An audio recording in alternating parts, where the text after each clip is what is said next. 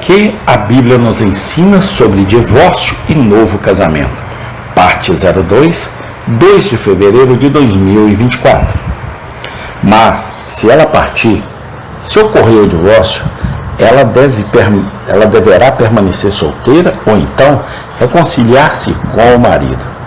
É evidente que o novo casamento não é uma alternativa bíblica. Nota: partir aqui é a mesma palavra traduzida em outro lugar como separar. Mateus 19:6, Marcos 10:9.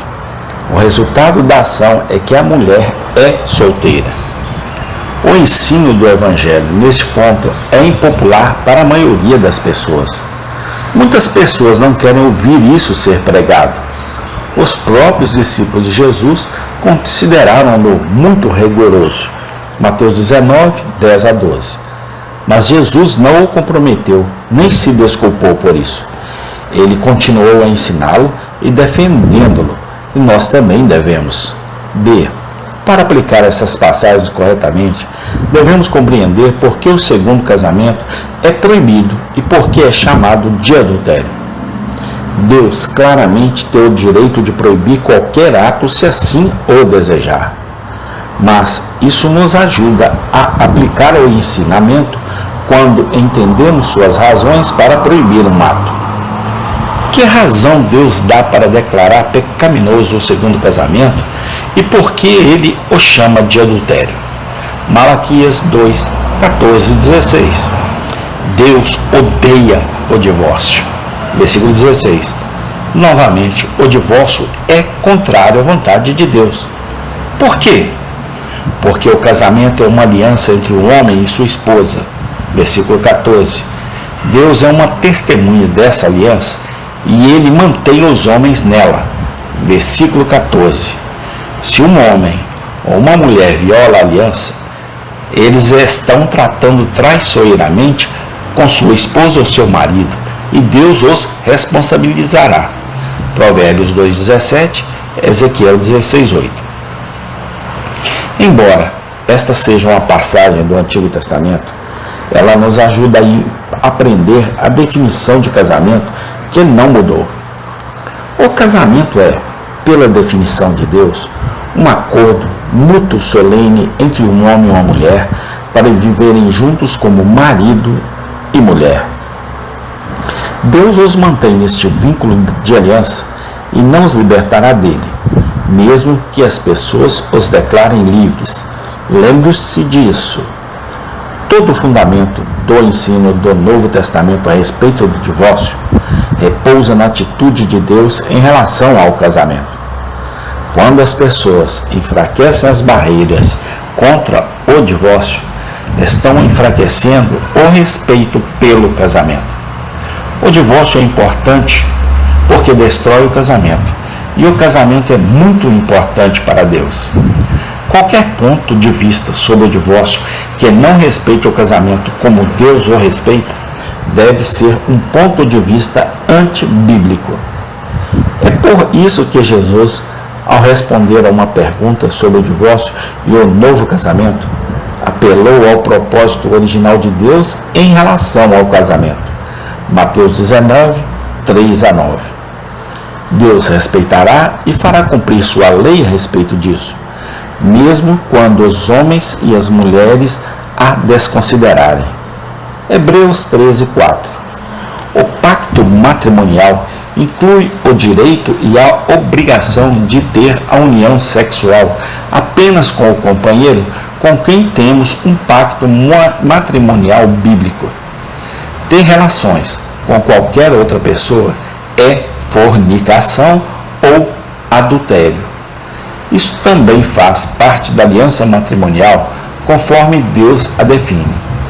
O casamento dá ao homem e à sua esposa o direito à união sexual, mas apenas com seu cônjuge legítimo.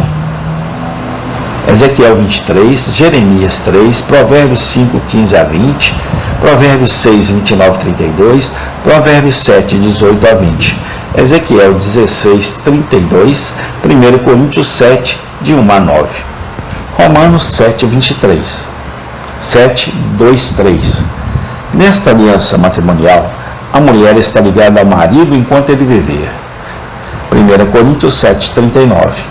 O vínculo matrimonial é um compromisso de aliança para toda a vida. E Deus mantém as pessoas no compromisso que assumiram, mesmo que mais tarde tentem quebrá-lo. Observe que a passagem diz que uma mulher pode estar ligada a um homem, mas casada com outro homem? O vínculo refere-se à aliança de casamento que Deus exige de você. Casamento refere-se ao relacionamento que você vive conforme é conhecido pela lei civil e pela sociedade. Os dois podem ser igual, mas não necessariamente. Nesse caso, a mulher estava ligada a um homem, mas casada com um homem completamente diferente. É por isso que uma mulher é culpada de adultério se for casada com outro homem. O adultério, por definição, refere-se à relação sexual entre duas pessoas, uma das quais está vinculada por um pacto de casamento com outra pessoa. Ver definições das notas sobre Mateus 19:9. Esta mulher é uma adúltera, porque ela se uniu em uma aliança de casamento com um homem, e Deus a mantém nessa aliança para o resto da vida. Mas ela está tendo relações sexuais com outro homem, e isso, por definição, é adultério.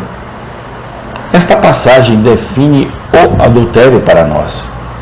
Observe que sempre que ela tiver relações sexuais com um homem que não seja seu cônjuge bíblico, isso será adultério, enquanto seu primeiro companheiro estiver vivo, diz a passagem.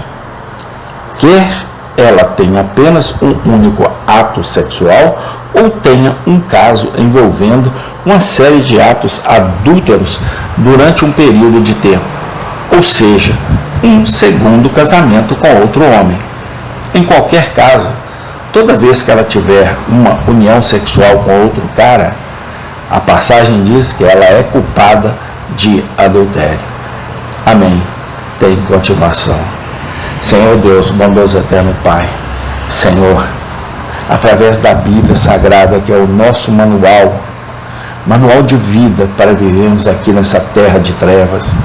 Ó Pai, que os homens, que as mulheres, que os jovens possam estar atentos à Tua palavra, ó Pai, e não deixar o inimigo perverter os corações e as mentes. Sim, ó Deus, dá-nos a Tua bênção, a Tua graça e a união para que todos possam compreender e entender o que este estudo está trazendo. Graças te dou, ó Pai, não somente hoje, mas para todo sempre. Amém.